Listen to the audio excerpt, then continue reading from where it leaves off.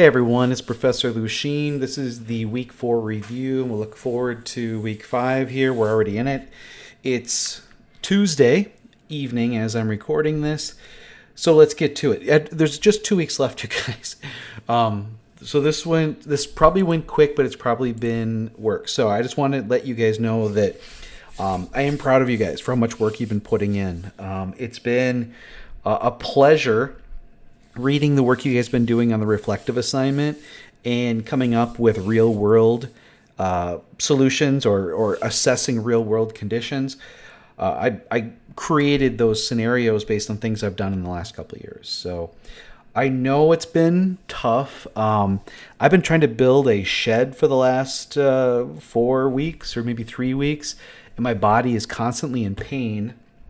I've got some good color, some good tan, but that's nice. But I'm in pain. I feel like it's 2 steps forward, 1 step back, and I am feeling drained. But rest assured, just keep the course. You guys are doing great, okay? And actually, I'm really excited because a student who hadn't been turning things in got in touch with me, and he is going to get caught up. I'm really happy about that.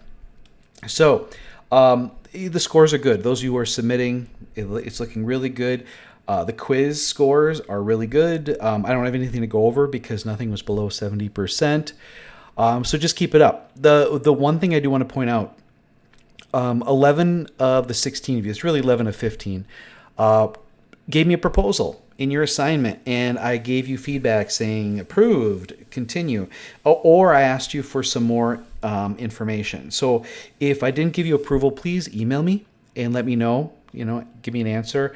Just want to make sure that everybody's set because I'm leaving in a few more days and I'll be in Orlando for 6 days and I am going to be exhausted. They gave me my itinerary. I need to be doing something from like 7 a.m. until 8 p.m. almost every day except for Thursday. Thursday is my only day where I actually get a little bit of time off. So I'm just going to basically, when I'm not working, I'm going to be sleeping.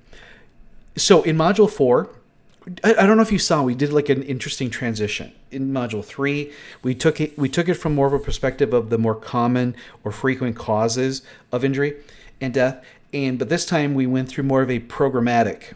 So machine guarding, lockout, tagout, welding, fire prevention, bloodborne pathogens, first aid, and heat. And it was meant to mitigate things that cause certain types of injuries or certain types of things. But it's more program-based. So it's like if you do these things, you should be able to avoid this stuff versus before it was more like these things are occurring, what can we do?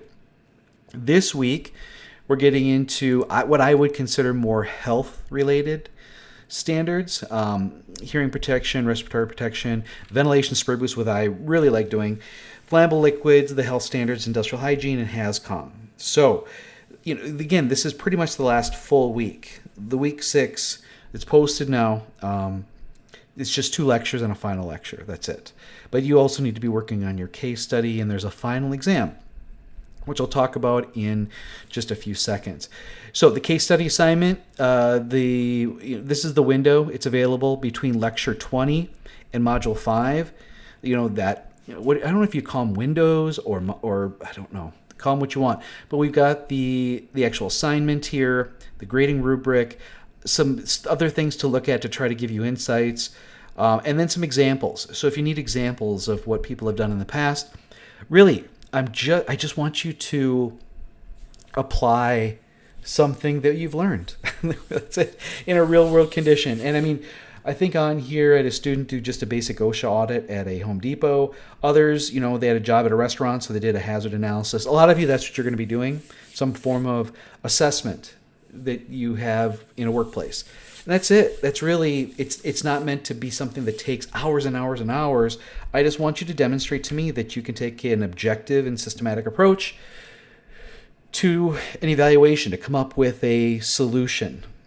Or to recommend something to prevent somebody from getting hurt or ill. That's all it is. A demonstration. And all these, some of these are over the top. It's like, oh my gosh, do I have to write a 30-page page? No.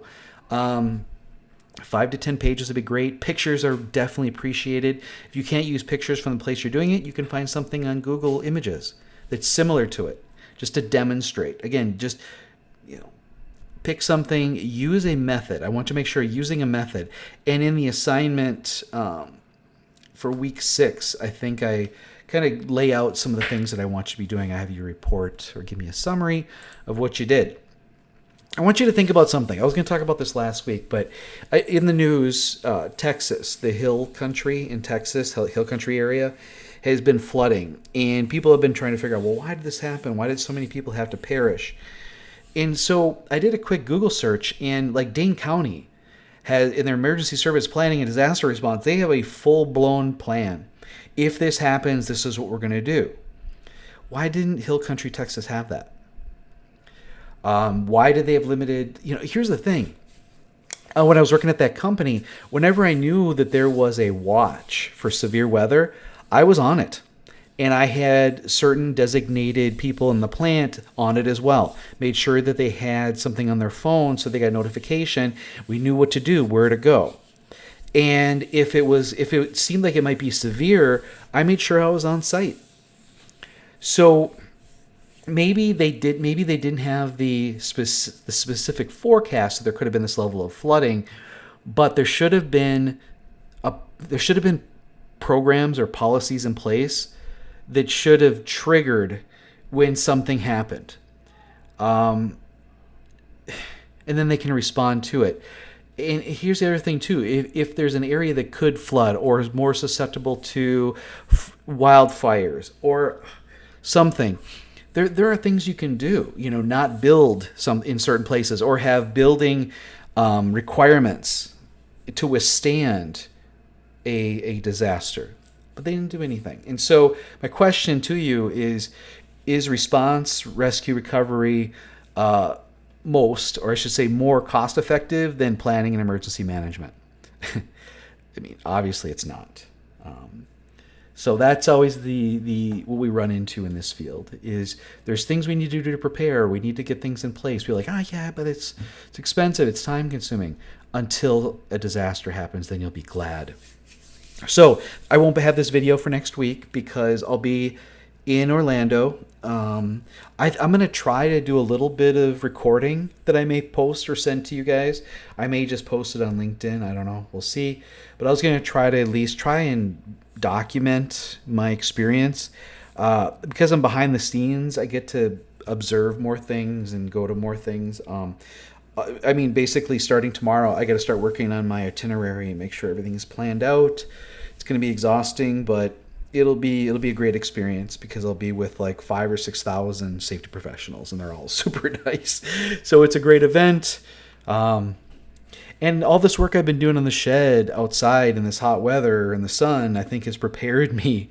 I think I'm acclimatized to the heat, even though I've been sweating like crazy. But anyway, I am writing a final exam. I'll post it by Saturday night because I leave Sunday morning. You'll have a whole week to work on it. It'll be 50 multiple choice and true-false questions. I'm going to build it based on the weekly assignments, reflection, and quizzes. So this is an open note, open book, open internet exam. So just make sure when you open it, you'll have 90 minutes to complete 50 questions. That should be more than enough time.